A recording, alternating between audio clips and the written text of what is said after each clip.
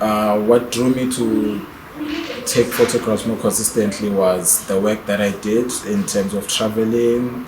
I used to travel a lot, and I started doing an entertainment conglomerate with my friends of mine. So within this entertainment conglomerate, I was the one who was in charge of visual direction in terms of merchandise shoots, music videos for artists, and all of that. So I started growing interest in documenting the process of creating the music from recording stages up until final promotions of the music. So with traveling, I managed to see different places and look at places with different perspectives other than how I perceived them before going there.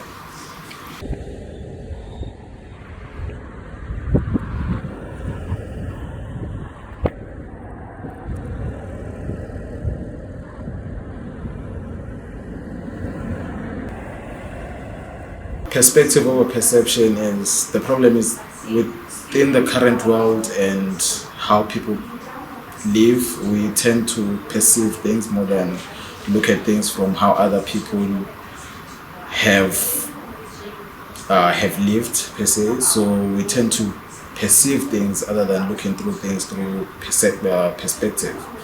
And perspective which aligns with understanding on how you do things, on how other people live, or why certain things happen to certain people and all of that in the world.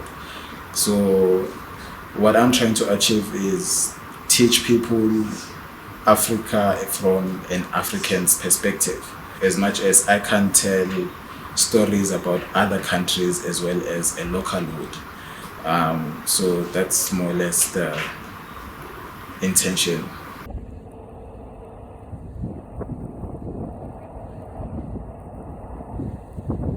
There's an image of Uncle Charlie. The image is quite interesting because I shot it, funny enough, before a studio session in Johannesburg. So Uncle Charlie was a he lived quite well, and then as time went by, things didn't go according to what he wanted and ended up living in the streets. So he was a learning curve whereby he taught me how to appreciate what you have and everything. I like that image so much because the stories about himself are quite inspiring and moving.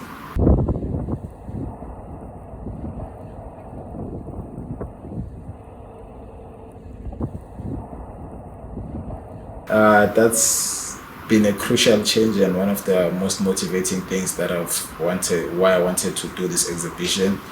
Is to teach within a different environment. I'm in an environment where people don't more or less know me.